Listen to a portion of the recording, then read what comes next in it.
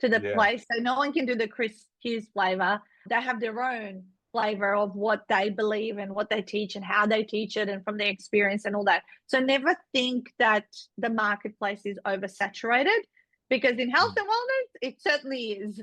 But still, you're going to be unique, because too many people don't do it because they think it's oversaturated.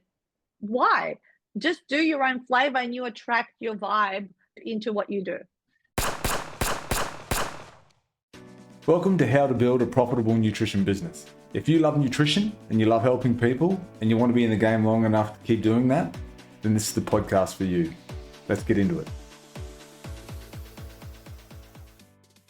Today's guest helped me write the book I never wanted to write. But writing that book had such a profound impact on my career that you'll learn about during the podcast. I never wrote a book to be a bestseller. Hell, my parents haven't even read it. But what it done for me professionally as a dietitian and for my business was massive. Nat Denman is the CEO and founder of the Ultimate 48-Hour Author. If you've got a mind full of content and expertise that you need to get down on paper that you think could have an impact on your clients, then you're going to want to listen to this podcast. Let's get into it. Welcome back to another episode of How to Build a Profitable Nutrition Business. Today's guest is someone that may or may not know had a huge influence on my career, and it was someone who I was quite resistant to having influence over my career, but it happened anyway thanks to my wife Stacey. Today's guest is Natasa Denman, the creator and CEO of the Ultimate 48-Hour Author. Now, Nat runs an amazing business helping people brain dump all of their knowledge and expertise into books and in a systematic way that's just amazing that I was extremely resistant to. I'll explain that in a moment. How are you, Nat? I'm amazing. I can't wait to hear some of these things you're probably going to say I never was aware of. Okay, so we'll rewind to when Stacey and I started our business, Seeking Nutrition. This is like 2017, I think, a couple of years into the business. And Stacey's a massive fan of you. I think she'd been to a couple of your live events. A mutual friend had been through your program, and Stacey was like, you need to write a book. And I'm like, who the hell am I to write a book? I'm not writing a book. So complete imposter syndrome. And she kept mentioning it for months and months and months. And then she signed me up to it. And Yeah. I didn't know. So I was like, what? No, I'm not writing a book. And then there was this whole thing. And anyway, we went through the process and I wrote the book, but obviously your system for writing the book was absolutely amazing. It allowed me to brain dump. And now I'm really so thankful because of everything that has come from the book.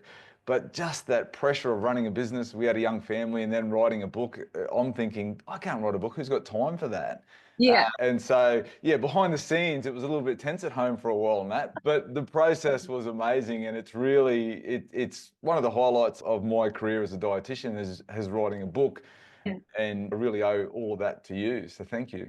Oh, thank you so much. I feel like it was such a while back, I think 8 or 9 years now. And it's good to see. I love the stories that I see when time has passed and some of the things that have happened. Sometimes you don't immediately see the impact and the growth, but I love catching up with authors after such a long time. Yeah, I mean, for me, it was that imposter syndrome, right? It was like, who the hell am I to write a book for one? So you're constantly actually thinking not about the public, you're more thinking about your colleagues, who other dietitians thinking, who the hell does he think he is? That's the conversation that goes on in my head. Yes. But what writing a book really helped me with was it made me realize how much information is stored up in this massive head of mine. And your process for unpacking that and systemizing the extraction of that info from my head into paper, into a story that is then quite beneficial. This is how big of imposter syndrome. I don't know if you probably don't remember this, Nat, but I wouldn't put my photo on the book. I know you, like, if you look behind you, everyone's got photos on the book. I was adamant, my photo's not going on the book. And yet in our waiting rooms, in our clinics, I would have clients come in and say, oh, that's a really good book out in the waiting room. Oh, they didn't realize it was you. They didn't know it was me. I'd say, oh, yeah, I wrote that book. Like, that I didn't know that. So that's really funny. Although nowadays we've gone away too much of being on the front of the book. Back then it was all about the personal brand. And I certainly still believe that's really important and all that, but definitely at a minimum. Were you on the back cover? I can't remember. Nowhere. Oh, okay. Well, that I would definitely still recommend that you're somewhere on the front or the back. Yeah, no, that was where I dug my heels in. I'm like, no, no. But anyway, like it was, yeah, it's great. It's like for me, like it's a business card. Oh, yes. Like having been a published author, which is something that was never on my bucket list, it's a business card that I've written a book. And the really good thing is because we work quite closely with a lot of doctors and nurses in our space. And it was really like some of the nurses that our chronic disease nurses that would send us referrals, they would read it and say, oh, wow, that's a really good book. Because in the nutrition space, it's a little bit, there's so much, there's so many books and Yeah. what's the word, like quick fixes and sort of Yes. snake oil sold in paper Yes. form. And so there's that real risk of putting something out there thinking, I don't want to be another one of them. But then when people read it and realize, well, actually, this is evidence based, and I've got a lot Yes. of, through your advice, we had a lot of case studies and Yeah. just really relatable stories in the book. And I think that Mm. made it really readable. And that's certainly not something I would have ever done off my own Yeah. bat. Yeah. Well, I'm very proud of you and everything that you've been doing since. I've seen both of you grow so much through and experience life and really design it the way you want to. And with four very tiny children, I think your daughter wasn't even around when I met you. No, no, no. Yeah. Well, she's 5 now, so that Yeah, shows how long ago it is. exactly. Nat, I mean, let's step back a little bit further. Tell us Yeah. about your journey into the 48-hour author. Yeah, my personality is very one of impatience. And this is how I've come up with this system is how can I figure out to do something that sometimes people take years because again, no one wants to spend decades writing a book and things like that. And neither did I. But my first book was related to health and wellness. It was the 7 Ultimate Secrets to Weight Loss. Nothing to do with nutrition, by the way, guys. It was all about mindset. I really wanted to be a coach, but in order to coach, I needed to solve a problem. And weight loss, as we know, is a very big challenge in this world. And I thought that's kind of what I was attracting.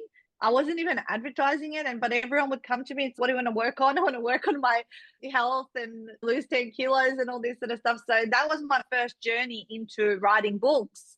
And the first book took a whole 3 months, even though that's not long, right, for people, because it was written just doing 2 hours twice a week. And then I went through a publishing process. So where to go, it was still 6 months, right?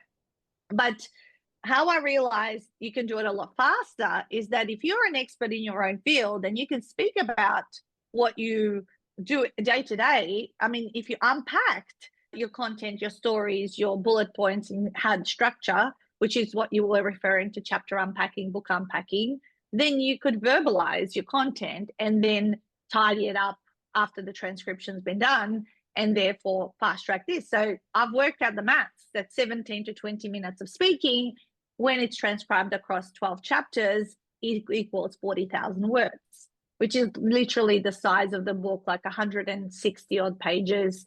The sweet spot, I think your book may have been tiny bit bigger, maybe than 40,000. I don't know if you can remember. I can't remember. I've got no idea.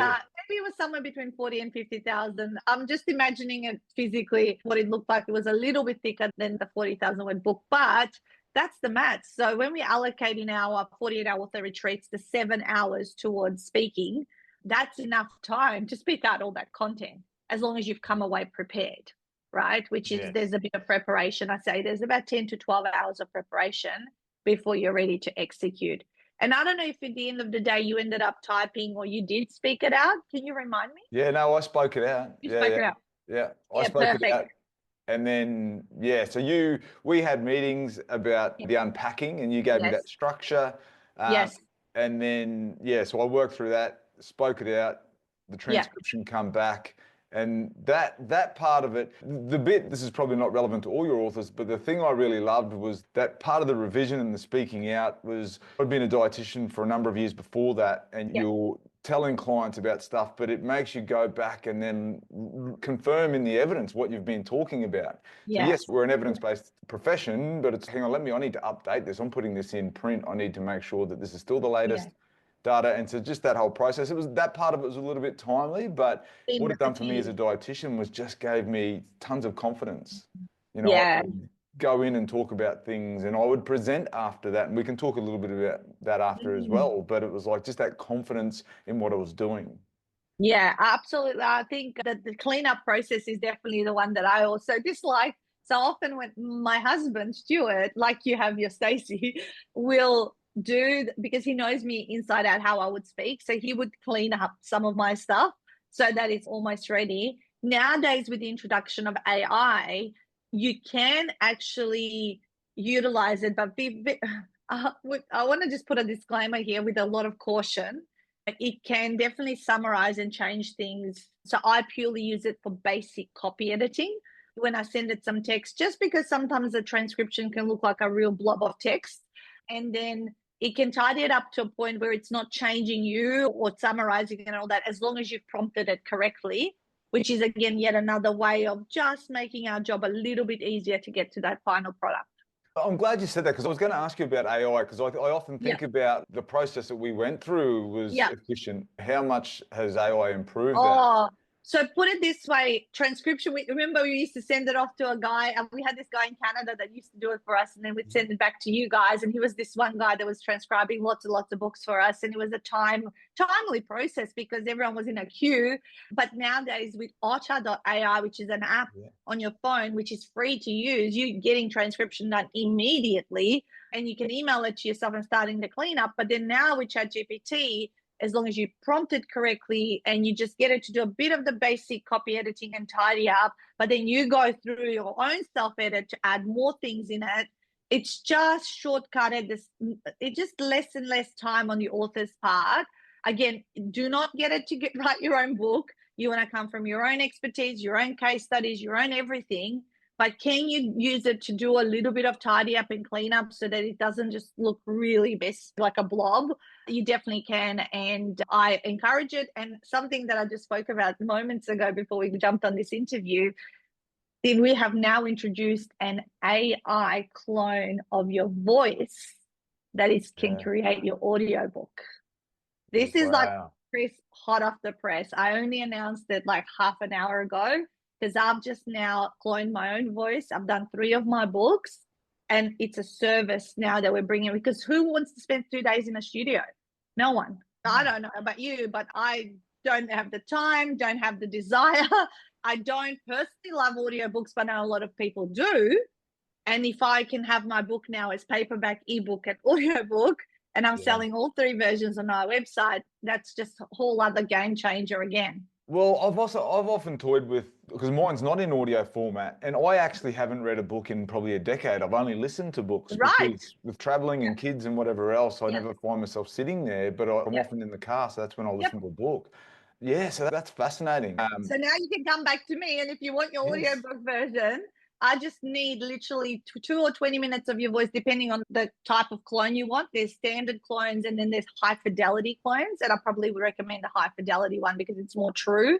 But I was just playing it to people, and they go, "Nat, that's exactly you." And I go, "Yeah, because it is my voice." And it's crazy, what we can do now. And again, eliminates that time-consuming nature, or the way we understand books need to be. Well, they don't need to be. If you have a system, a structure, and a process, like you said, and the tools, and you know how to use them,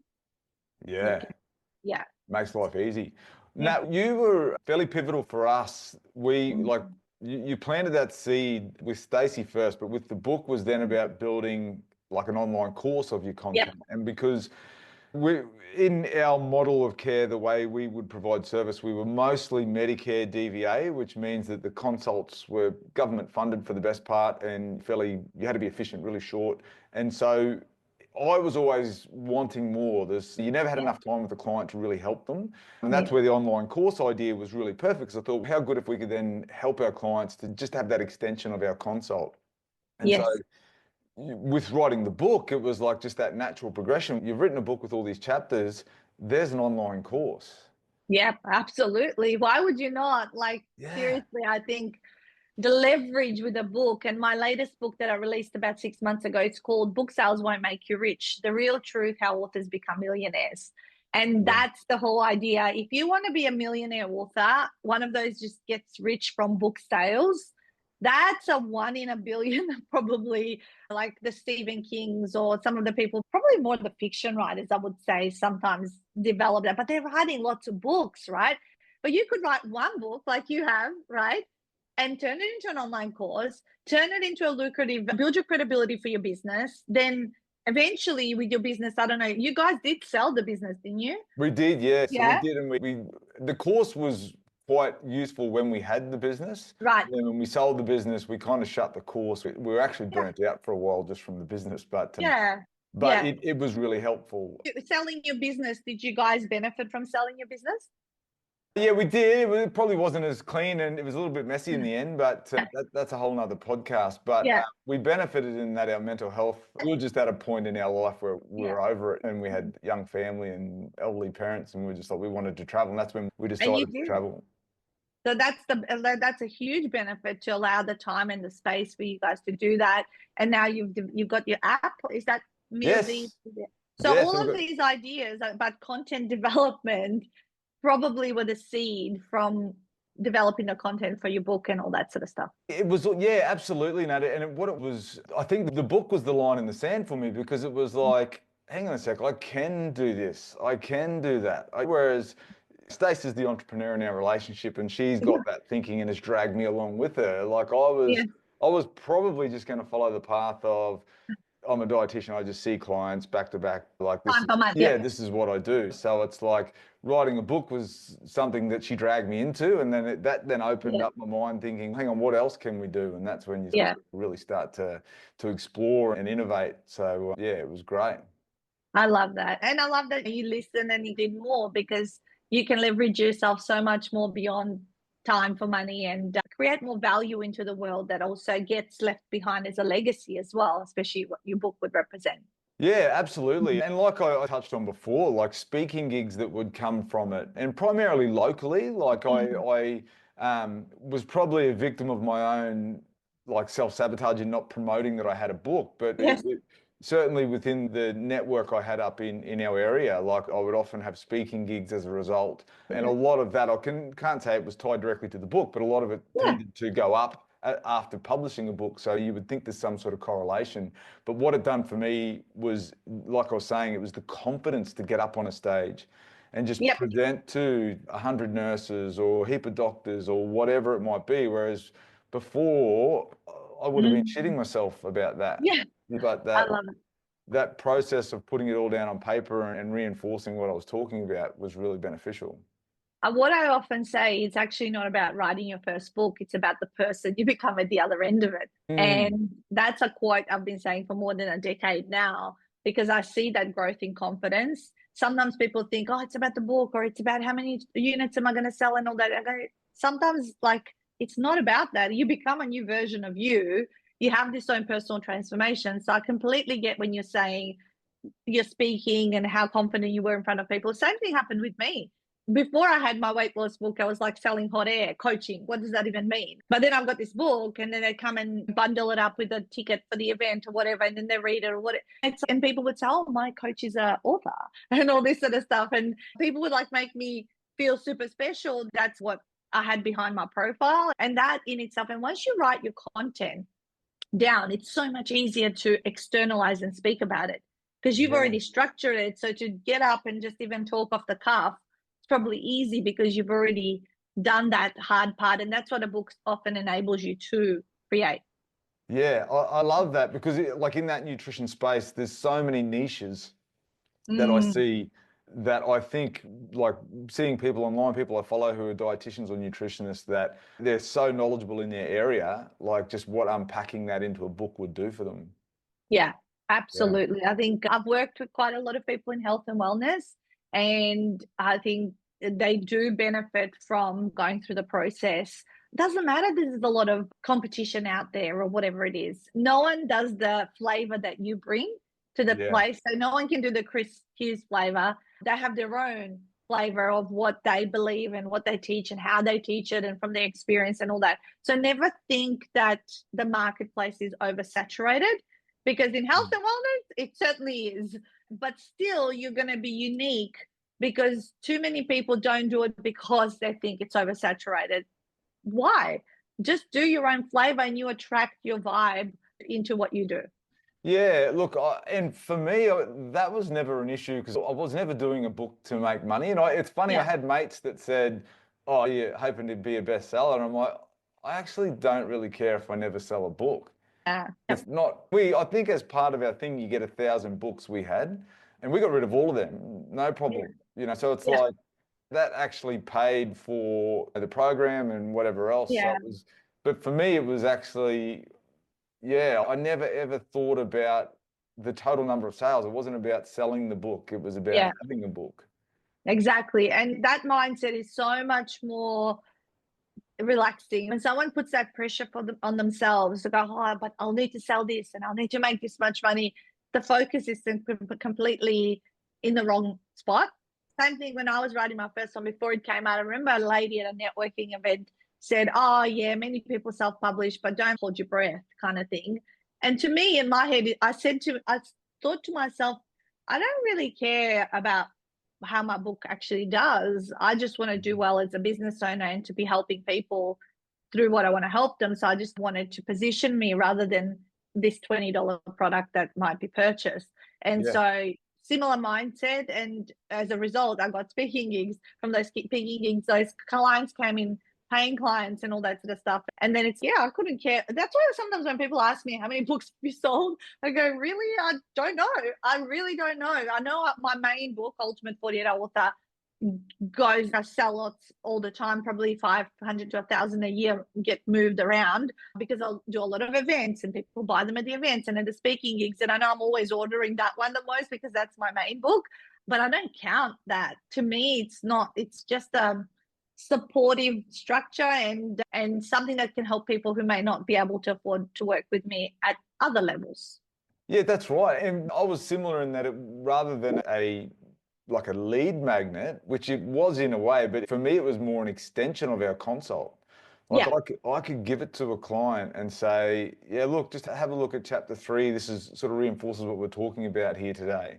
And whether they bought the book or I just lent them a book, and some clients I'd give a book depending on their financial situation. Exactly. But it was just like, we don't have much time today, but have a read of this. You can read this at your own time and pace. And so often they would come back and being able to read and reinforce what we just talk about and the case studies we used in the book, they really found that beneficial. Like I had that comment multiple times. So it was really, And at the end of the day, the book's costing you $7 or $8, let's say, to produce. That's how much that generally costs to print nowadays. You're building goodwill, relationships, referrals, even giving it away as a door prize at speaking at like a networking events. That's all shows you off. So often, I always want people to think bigger. And I love the fact that you guys have and didn't just focus on, and you looked at how you can add value to people, which is why you've had the success that you've had. Yeah. Well, I owed all to Stacey, Nat, and then we both owe it all to you because the process, like we're talking 8 or 9 years ago now, but the process was amazing. For someone that was going in there resistant, it was awesome. They're easy to do. We then went down near Geelong somewhere and had a retreat, and that was awesome. Physical retreat. It's changed. It is online now, but that's because you remember there was quite a lot of socializing and shenanigans in the evenings. And I found that once COVID hit and we went online, we actually realized that the online model was more productive. So people were in their own space. When they were sent off for writing, there was no kind of wasting time because it's 48 hours, right? It's very quick in and out. And so we've kept the model. Now we did 28 physical ones, which is one of the ones that you came to. It still runs the exact same way. And the timings, however, it is via Zoom. And we've done 22 now that way. And the beauty of it is people don't get tired flying into us and having to go to a venue. Like there's a lot of logistics when you're face to face. But as a result, I've developed a Bond and Beyond 7-night all-inclusive shindig where people can come away the community. We're actually heading out to Bintan Island in a few weeks' time, and that's where we're doing like a 7-night socializing and a little bit of sessions like around beyond lifestyle, book and business. But I am keeping that version now, the 3-day or the 2.5-day online. Yeah, nice. Yeah, well, I certainly would have done the online given that we were in central Queensland and flying away. That's right. But It was the way it was. We now have people from all over the world joining, from Canada, USA, Singapore, New Zealand, all of that sort of that's the convenience, and rural people. Yeah. And one of my biggest points of advice is, hey, go to a hotel nearby within an hour of your house, take yourself away, but log into the program with us during that time so that you're away from your family if you have young children. So you don't have to think about cooking or whatever. And you actually devoted and invested in yourself to have that time to smash this out. I actually did that as part of like when we were reviewing, I went away for 2 nights. Oh, yeah, perfect. In Yeppoon, like I literally went a kilometre. Yeah. But it was really beneficial. You set the time and that's what it's for, right? Yeah. Good on you. Well, Nat, thank you so much for coming on today. As I said, I cannot thank you enough for the influence you've had over my career. Anyone listening to this, how can they best follow you, get in touch with you? Yeah, so I've got a couple of gifts. One is just go and download the Shut Up and Write Your First book. It's the first in a series of 4 that you would need to read if you want to get going with this for yourself. And I'm sure in your credits, wherever, they'll pop the link there. Our main website is just simplewriterbook.com.au. And if you go onto the events tab, guys, we're always either doing an online or an in-person event. If you're in a major city, you can see where they're happening next. There's usually about 35 of them a year. And we've been doing this for 12 years. So the event that Stacey came to back then, it was like in Brisbane, and it was one of those events. And they've evolved, and obviously with everything that's changed, we keep updating the information in them. But it's a wonderful 4-hour event. It's also free. Come along and meet me in person, or come to the next live, but via Zoom, because we've got a few options of those as well. And we can see if we can help you become the next version of you. Amazing. Thank you, Nat. Yes, I think Stacey might have gone to a couple of your events. Yeah. She actually flew down to Melbourne once for a planning day, I think, that we did. Like for the day, and then flew back home. It was like a 9 to 5 day at my home. That's when we just got this house where I'm at now. It's funny. We have a big history, and I absolutely love that, because that's what my biggest values are. When people come in my life, they're not here just for the 3 or 4 months that would take to bring out because the publishing does take 3 months, a month in editing, month in layout, month in print production. I see my people, and it was lovely. Yesterday I was in Canberra, and people I haven't seen for 5 years, they're coming and helping me, and it's really cool. Well, look, from all my dealings with you, Nat, you're easily one of the most authentic, lovely people. There's 2 people that would potentially end my marriage, Stacey leaving me for. One's Jamie Oliver. She would leave me for Jamie Oliver, and you're the other one, I reckon. She's a massive fan. Thank you so much. I appreciate that. I love you guys too. All right, Nat, thanks for your time.